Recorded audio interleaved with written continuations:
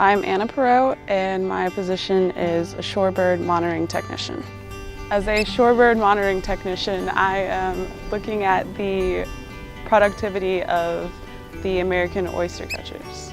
I find the nests and I see how many eggs they have, and I follow them until they are fledged.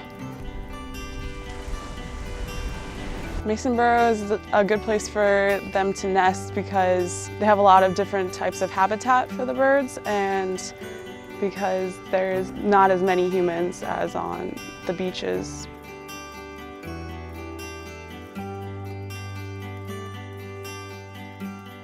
The nesting season this season has been really great. We've had 16 chicks fledged already, which is amazing compared to last year, which was only 5. We have had some predator control on the island. We had several foxes that have been removed this season.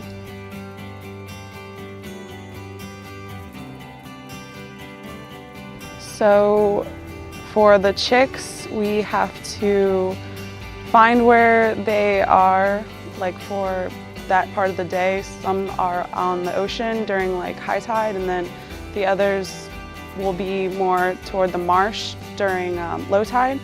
So we'll have to go to that area, and then we will usually have to chase the chicks.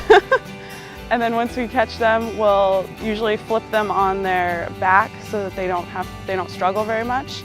And then we'll put on a silver 9-digit federal band, and then we'll put on 2 green bands that are used for resighting purposes.